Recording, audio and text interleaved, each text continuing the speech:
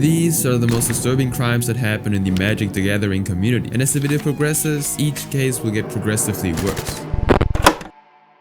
It's March 14th, 2019, and Timothy Miller, the owner of Jacksonville Game Center in Florida, is going about his day when he suddenly sees a video making rounds on Facebook. The video showed a guy waving a short-barrel shotgun at the camera while calling out a group of people by name and threatening them one by one. Now, upon close inspection, Timothy realizes that this isn't just some stranger on the internet posting an angry rant. The person in that video was a regular at his store, someone who'd been walking through his front door every week for the past year to sit down and play the card game Magic the Gathering, or MTG, with the same group of guys he was threatening. Conrad Ginder was 36 years old and had been coming to Jacksonville Game Center long enough that the players he'd been sitting across from every week knew him well and considered him one of their own. Now, the video had been already shared widely across Facebook by the time Timothy saw it, but despite that, he immediately contacted the Jacksonville Sheriff's Office, and once the report was made, law enforcement actually tracked Conrad down to his residence and took him into custody within the same day. And during the arrest, a family member surrendered his gun to police, and Conrad was then booked into Duval County Jail and charged with written threats to kill or do bodily injury. His bond was set at $125,006. Now, Conrad's video was taken down shortly after it was posted, and at this point, it has since been scrubbed entirely from the internet, leaving no surviving copy. Now, the specific details of what happened during Conrad's trial were never made public either, and until today, nobody knows what really happened between Conrad and the people at the table, whether it was a specific dispute over a game, a personal falling out, or something that had been quietly building between them. The men he named in the video also never spoke publicly about what could have gone wrong between them and Conrad. And while Conrad never got the chance to act on the threats he made in that video, the next two men didn't even need a weapon to walk away with something worth a ton of cash in broad daylight. The pair were spotted on surveillance wearing costume masks during the theft Tuesday.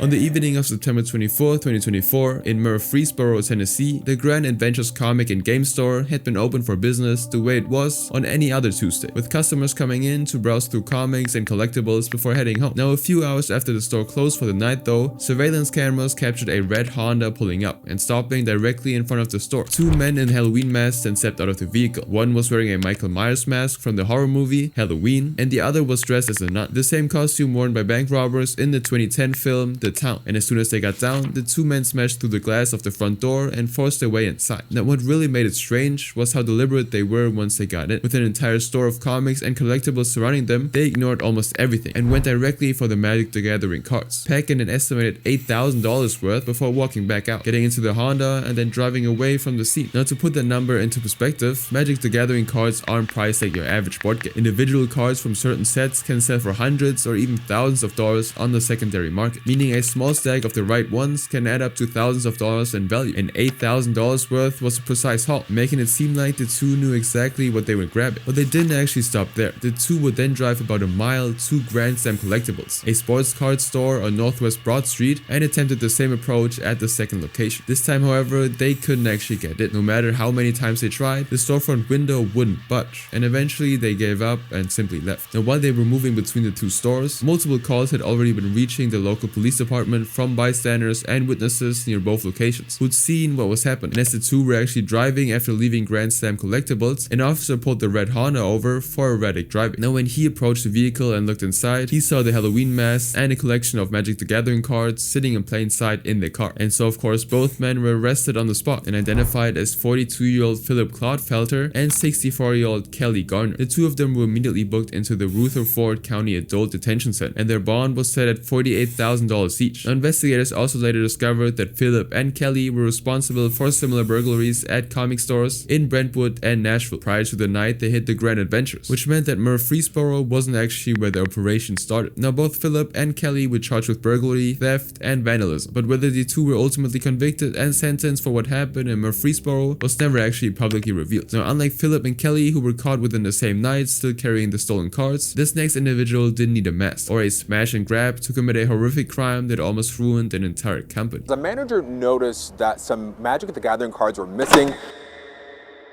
On January 2nd, 2024, the manager of a warehouse business called Mock's Boarding House in Ballard, Seattle, contacted police after going through their stock of Magic the Gathering cards and finding that a large portion of it was simply gone. The manager, who we'll call James, was in the middle of relocating the business's operations and had brought in temporary employees to help facilitate the move. And somewhere in that process, an estimated $40,000 worth of cards had mysteriously simply disappeared. Now, after going through everything, James traced the disappearances back to the period when the temporary workers had full access to the warehouse. And to make matters worse, one of those workers had ended his contract just days before the cards turned up missing. Someone with access to that warehouse had taken them, and James had a good idea who it might be. Now, in the days following the incident, James started searching online marketplaces himself and found cards closely matching the missing inventory being actively sold from Washington. Now, James actually placed an order through the marketplace, and not long after, the package arrived at the door with the seller's name and home address printed on the return envelope. A 28-year-old man who we'll refer to as Jack turned out to be the one behind the scheme, and after checking his records, James confirmed that Jack was indeed one of the temporary workers who were hired during the move. Even the address on that envelope matched Jack's address, listed in their database, and so James simply brought that information to the police, who then quickly served a search warrant at his home. Now, during the search, the detectives were able to recover the majority of the stolen cards. Surprisingly, Jack had made no effort to hide the cards, so it wasn't hard for the officers to find them, and so Jack was immediately booked into King County Jail for theft and trafficking in stolen property. Now, despite the arrest being covered across multiple news outlets in Seattle, his real name was never publicly released, and the outcome of the legal battle remains unknown. But while Jack was arrested for stealing $40,000 worth of cards from someone who trusted him, the next case involves men who helped themselves to nearly 10 times that amount. They've recovered the $3,000 of stolen gaming cards stolen at Gen Con.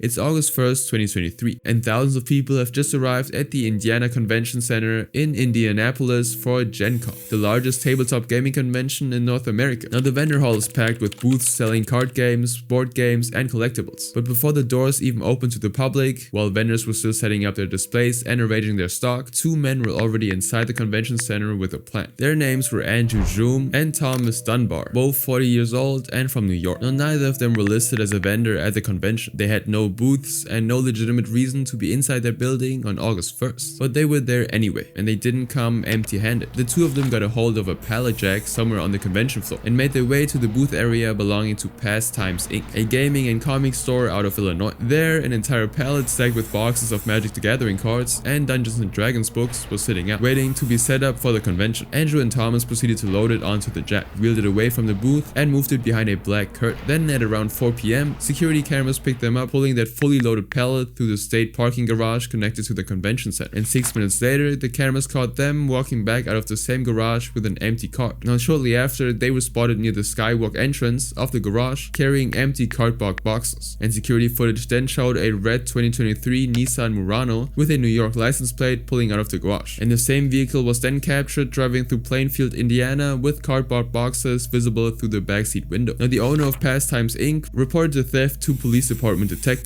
on August 2nd, and when he sat down with investigators and went through what had been taken, the number he gave them was staggering. The stolen MTG merchandise was estimated to be worth around $260,000 by the owner himself, and other outlets reported the figure as high as $300,000, likely based on the full retail value of the cards rather than the owner's own estimate. Now, the detectives pulled the security footage and began going store to store, speaking with the vendors who'd been present during the setup, and those vendors identified Andrew and Thomas as the two men on camera. Now, by that point, the theft had already gotten wide press coverage, and on August 7th, the detectives ran an internet search and found that both men were board game designers, co-creators of a card game called Castle Assault. And when they discovered videos of them online being interviewed by a gaming company called Momentum Folks, they were able to match their faces with the security footage, which confirmed their identities. Then on August 8th, detectives received an unsolicited call from a New York attorney who said he was representing an unnamed client who we'll call Nick, currently in possession of the stolen cards. Now, the attorney explained that Nick had been coerced into buying the pallet from someone calling himself Jeff for just $4,000 and had only realized what he'd purchased after seeing the theft on the news. Now, a week passed after that, and on August 15th, with the police closing in on them, lawyers representing Andrew and Thomas actually contacted IMPD directly, signaling that both men were aware the investigation had been closing in on them. And so 2 days later, on August 17th, the police department posted a public update confirming that the detectives were no longer actively searching for either men, not because they'd been arrested, but because they'd simply lawyered up. And through those lawyers, they made it known that they were cooperating. The case was then referred to the Marion County Prosecutor's Office to determine what formal charges would be filed. And since Nick and his attorney still had the cards, the investigators reached out to the New York State Troopers for assistance. And on August 25th, the troopers then went directly to Nick's attorney's office, where the stolen pallet was still being held, and confiscated all 115 boxes of gaming cards and books on the spot. Now shortly after, formal felony theft charges were being filed against both Andrew and Thomas, and their first hearing was scheduled for September 6th before a Marion County court. And through the course of many legal proceedings, almost 2 years have passed. And in May of 2025, Thomas pleaded guilty to a reduced charge and walked away with 2 years of probation over a $27,000 restitution payment to Wizards of the Coast, and 40 hours of community service, and a 2-year ban from the convention center. He was also ordered to write a formal apology letter to the Gen Con community. Andrew, however, took a different route than Thomas. He filed a $10 million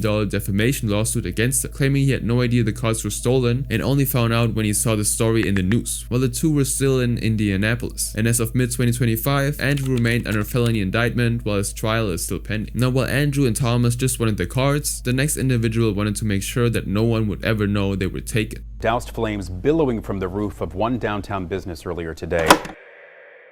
Jungle Jake's Hobbies and Games was the kind of store that had become something of an institution in Hinesville, Georgia, a small city about an hour southwest of Savannah, and home to thousands of military families stationed at nearby Fort Stewart. It was a gathering place for collectors, hobbyists, and even competitive card players, the sort of shop where regulars showed up week after week and sat across from the same faces, and built something resembling a real community. Then, in the early morning hours of March 27, 2019, it burned to the ground. Now, by the time the staff arrived that morning, almost nothing remained.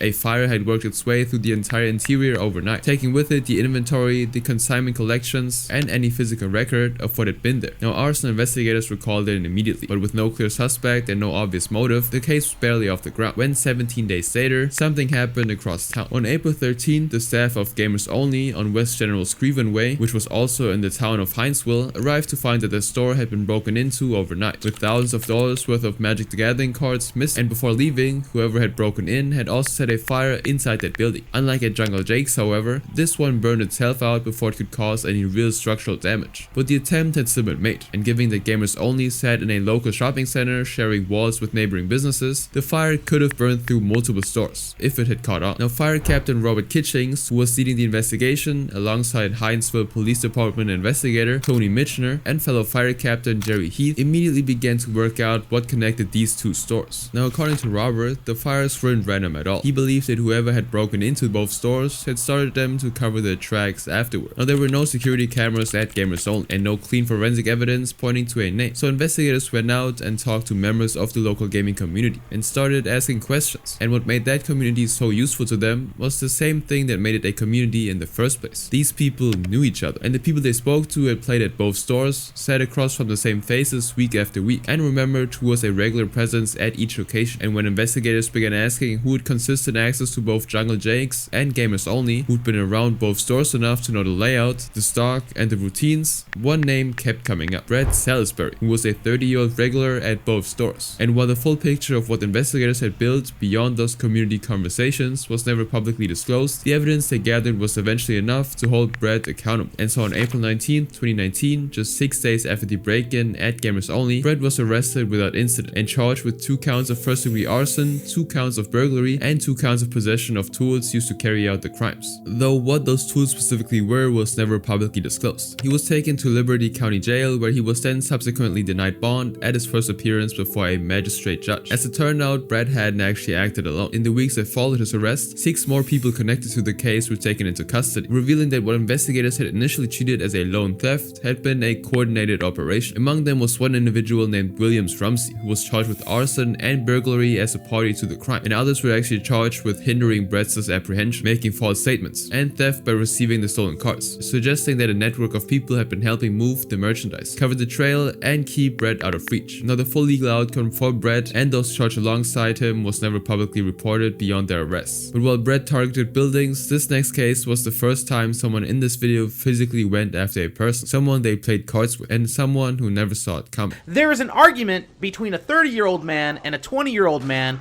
over a game of Magic the Gathering.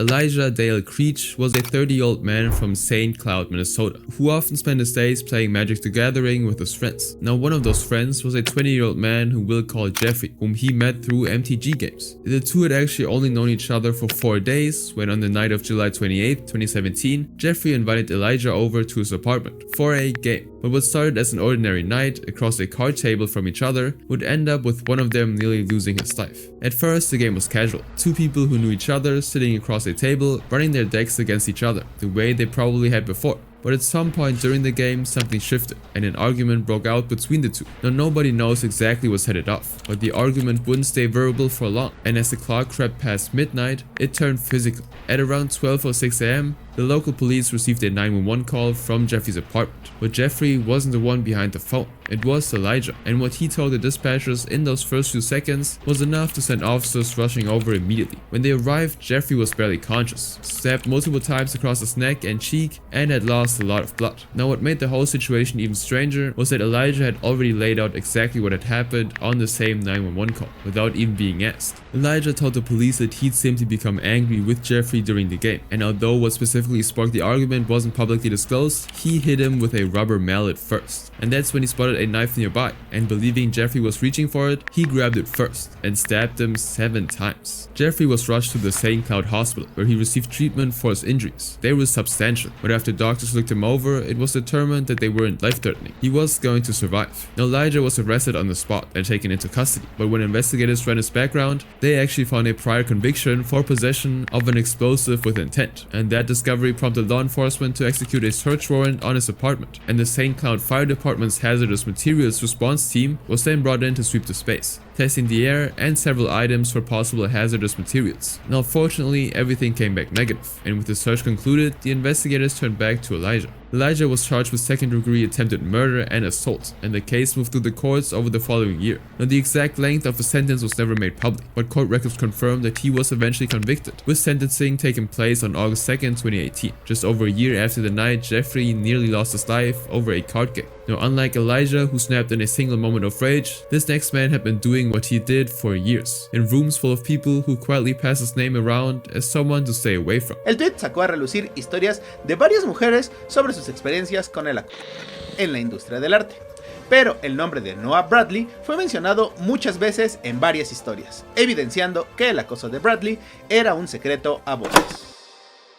Magic the Gathering had always had an art side to it, with hundreds of artists commissioned over the years to bring its cards and worlds to life. And one of the most recognized names in that space was Noah Bradley, who'd been illustrating over 100 cards for the game since 2012, and had built a massive following on top of that. But on June 21st, 2020, a concept artist named Betty Jiang, whose job was to create visual designs and illustrations for games and other creative projects, posted something on Twitter that would put Noah's name in a very different kind of conversation. Remember the bald-headed crusty butt, well-known artist who went around taking advantage of female deaths and ended up having his face bit after trying to pour drinks down the throat of a girl who's already very intoxicated at the massive black workshop after party? Stay far, far away from my industry. Now, within hours, replies started flooding in as other women began sharing their own experiences, each one confirming that Noah's name had quietly been circulating in whispers for years. One Twitter user named Macan wrote, "I'd hope everyone here knows, but apparently not, because the guy is engaged to an industry artist. Makes me feel sick after hearing about the crap he's done.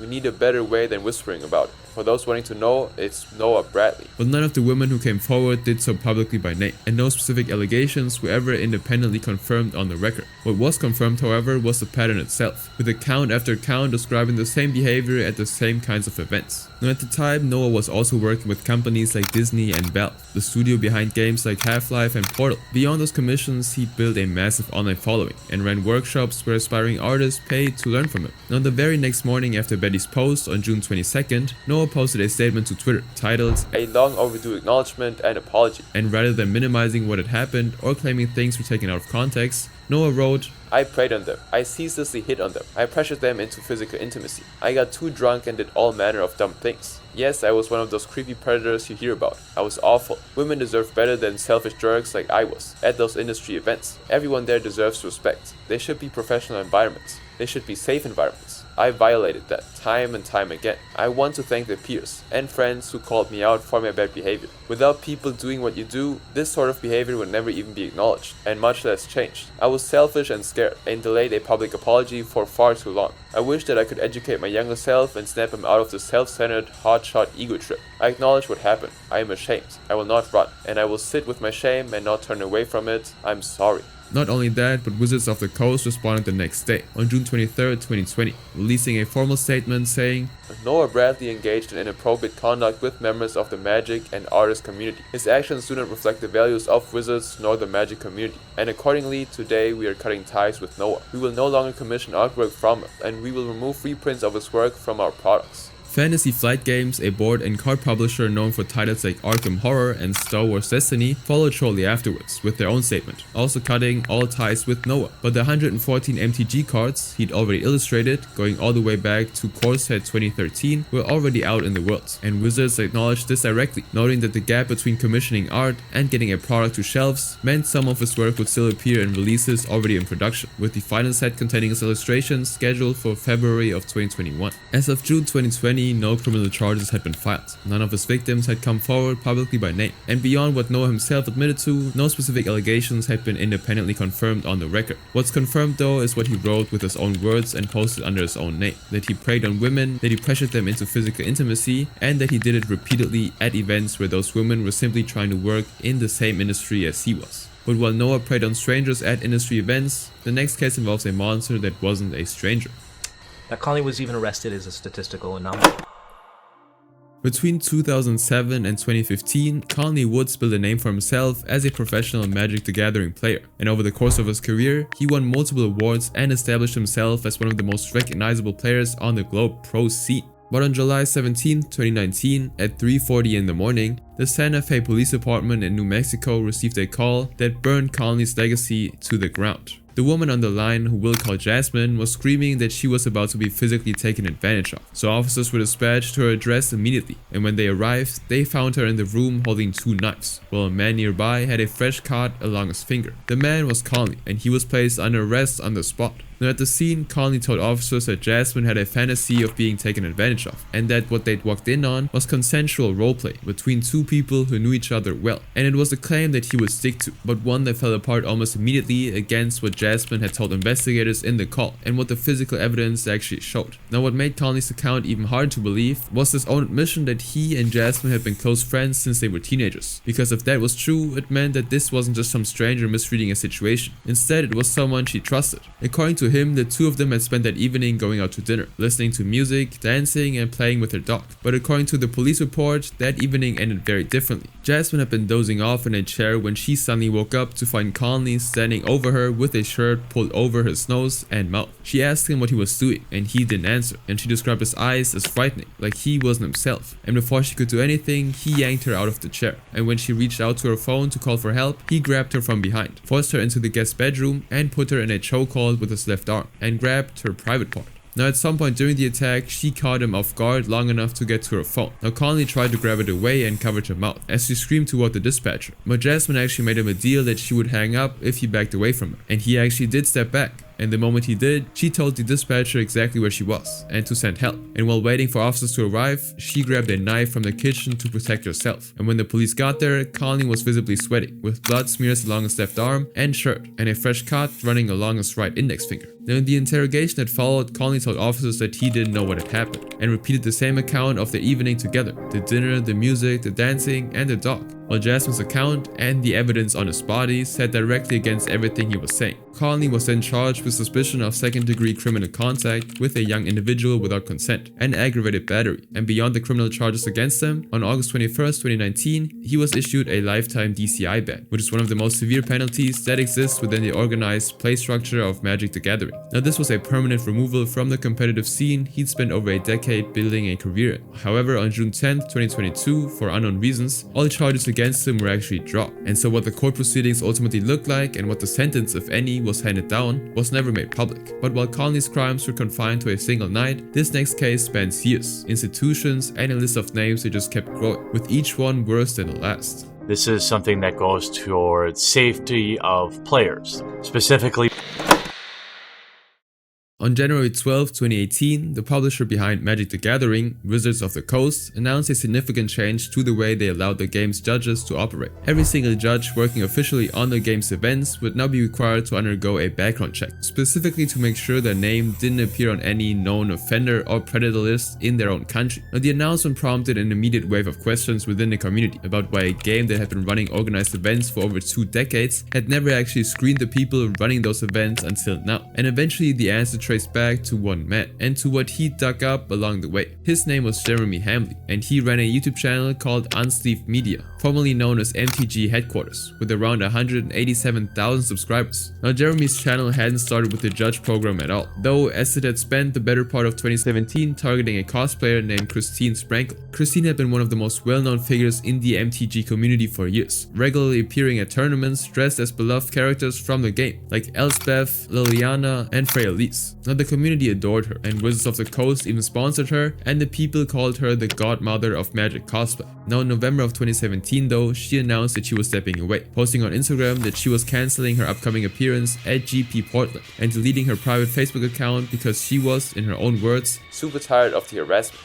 Now, in a Sinsdog Twitter post, she wrote, "It had been a rough year, and I've blogged and not said anything about him because I wanted to die. But without a doubt, MTG Headquarters / Unsleeved Media has made my life hell this whole year, with unnecessary videos / tweets about me and other members of Magic." Now, Jeremy had actually spent the better part of a year making videos targeting Christine directly. In one video he uploaded on June 5th, 2017, which was later removed by YouTube for violating its harassment and bullying policy, he went through her cosplaying photos one by one, making lewd comments about each image, then told viewers to go to her Twitter account and let her know how unattractive she looked. And he called her Patreon supporters losers and accused everyone who defended her of wanting to penetrate her. Now, this video no longer exists on YouTube, but an archived copy of it does, and what's in it makes it clear why the ban stood. Now, within days, Wizards of the Coast gave Jeremy a lifetime ban from all official Magic events. But Jeremy pushed back on the narrative, claiming that the real reason Christine was stepping back was the harassment, but rather because she wanted to return to college, and that she'd used the harassment story to generate sympathy and financial support through platforms like Patreon during the transition. And whether that was true or not, the ban stood, and as far as the community was concerned, Jeremy was the villain of the story. And with no official events left to attend, Jeremy shifted his focus to the people who ran them, specifically the judge program. Judges in Magic the Gathering are certified volunteers who handle rulings at official tournaments, operating under a tiered level system that runs from level 1 up to level 3.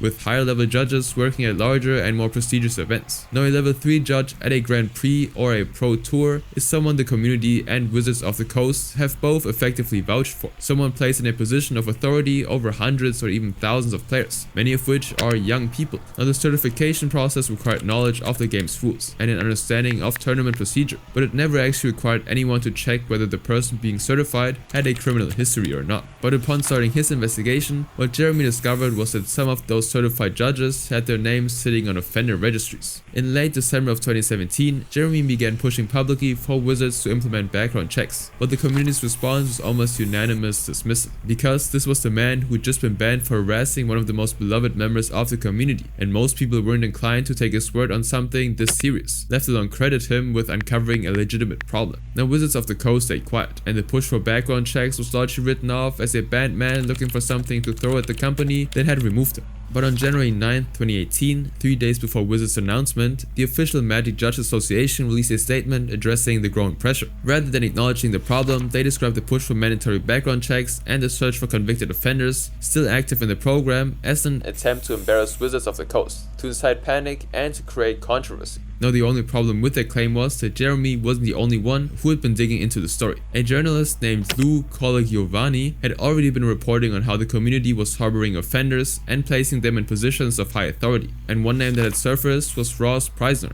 a level 1 judge who'd been convicted on November 24, 2014 for distributing explicit content involving small humans, along with a host of other offenses. Now, despite the conviction, he'd continued judging at Magic events throughout his prosecution, and even after sentencing, he was still active in the program as recently as 2016. Now, Wizards of the Coast, which appears to have never run a background check on him, still had him listed as an active judge, and in May that same year, Ross had celebrated his 5-year anniversary as a judge. Now, even after his conviction, Ross wasn't formally removed from the program. His case was even reported to the judge program's official email address back in July of 2017, but due to an administrative error, nobody had actually acted on it until it went public on social media that December. And so from here, the combination of Jeremy's public push and loose reporting would build enough pressure that Wizards could no longer stay quiet. On January 12, 2018, Wizard issued a mandatory update to the Wizard Play Network terms and conditions, requiring background checks across the board, covering local Friday night magic at card shops, regional events, Grand Prix, the Pro Tour, and all convention play run by Wizards. Every person working those events would now need to be screened.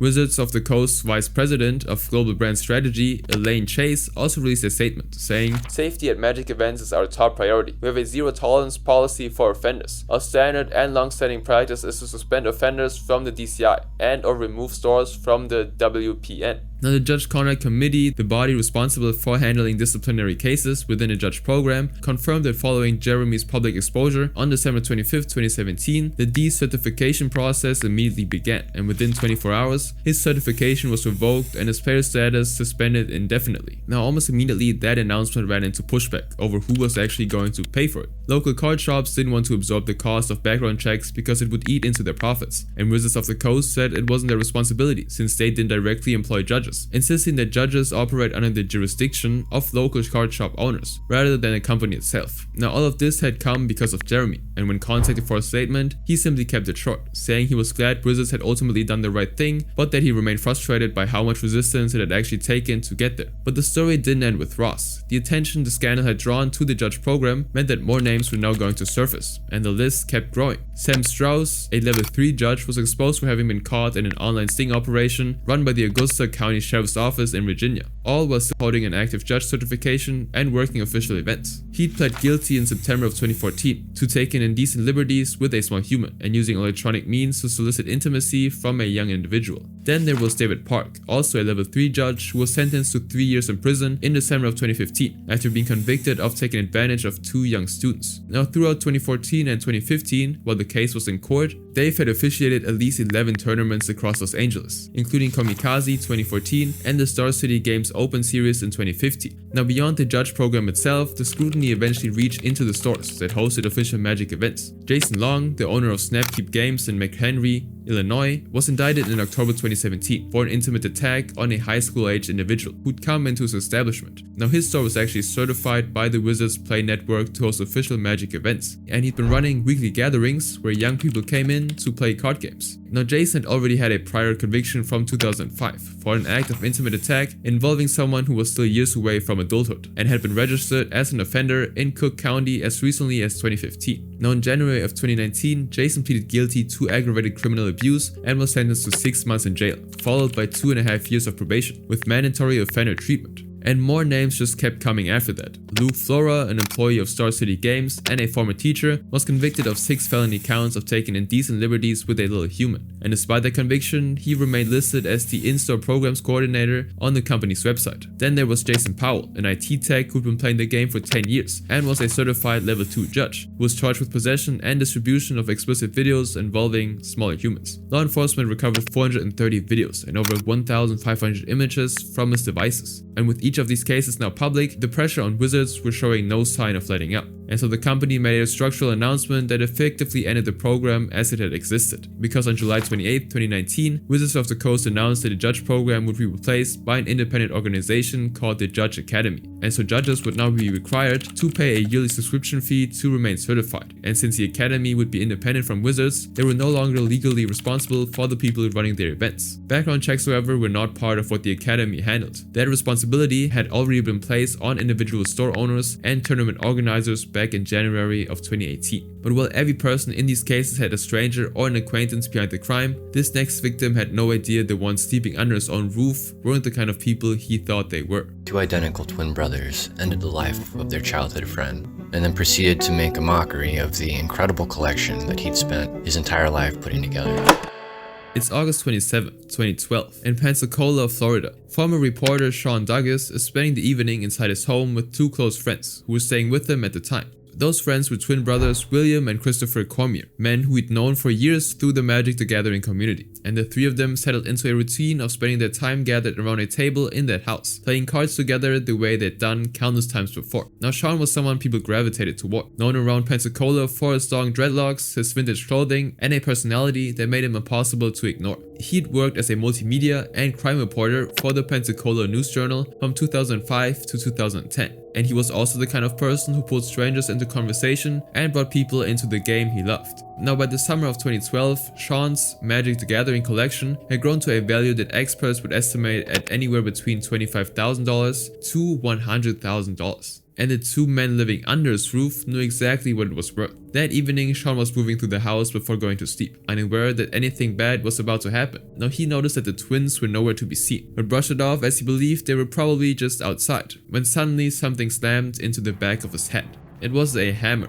And before he could even process what had happened, it struck him again and again, leaving him powerless to respond. And as he fell to the ground, on the brink of unconsciousness, the only thing he saw was two people standing beside him, William and Christopher, and it didn't stop there. Even as Sean's body collapsed, William continued to pummel him with the hammer, until Sean was completely bludgeoned to death, struck 14 times in total, leaving his skull severely damaged. Christopher then helped William place Sean's lifeless body inside a plastic storage bin they'd secretly prepared, surrounding with sheets, a plastic tarp, air fresheners, and spray foam before pouring a layer of concrete over the top. Now before actually leaving Pensacola, they stripped Sean's home of nearly everything inside, loading up his possessions and disposing of them over the following weeks. And more importantly, they began selling his magic card collections to dealers across Pensacola, Georgia, and Tennessee, with one dealer paying William around $12,000 for a portion of the cards in Tennessee, and another paying roughly $6,000 for more in Georgia. Now in the weeks following Sean's death, William used those proceedings to cover car repairs, buy a new vehicle, and rent a U-Haul, which is a moving truck people can drive themselves, to clear out what remained of the house, while also paying a yard crew to come in and clean the property. Now on September 3rd, when a neighbor spotted William loading things into the U-Haul outside, William told them that Sean had been in a fight, gotten beat up, and was going to come live with him. And so on the same day, with the storage bin loaded into the back of the U-Haul alongside Sean's possessions, the brothers drove to their father's home in Winder, Georgia, a man I'll call Jose, and buried him in the backyard. Now when Jose came outside and asked what they were burying, they told him it was a dead dog,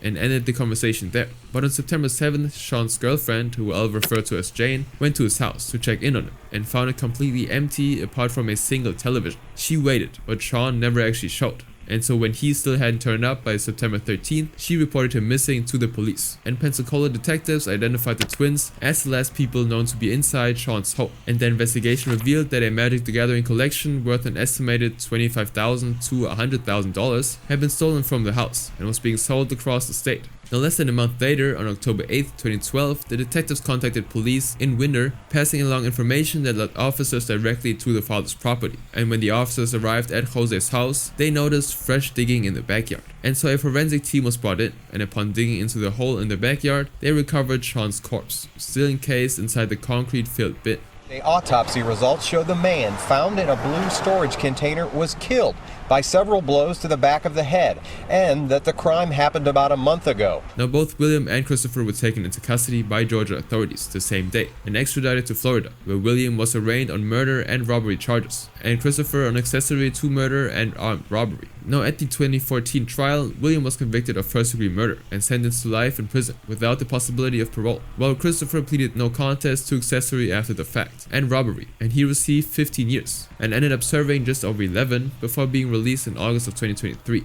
Now during the proceedings, an assistant medical examiner from the Georgia Bureau of Investigation, Dr. Cassie Boggs, testified that his body had been found in a fetal position, surrounded by the sheets, tarp, and air fresheners, and that the bin had been cut open from the bottom because of the concrete layer on top. Now Christopher actually claimed that he'd been smoking spice that night of the murder and hadn't witnessed the attack, saying that he only found the body in the garage afterward and helped conceal it because William told him he would go to jail if he didn't. And before his sentencing, Christopher addressed the court and Sean's family directly, saying, "If I could have stopped or prevented what happened to Sean Dugas, I would have. I've come to accept full responsibility for the things I've done." Neither brother offered a motive during the trial, but the prosecutor made it plain in her closing statement, saying, "He took everything Sean had. He took his spoons, he took his furniture, he took his magic cards, and most importantly, he took his life."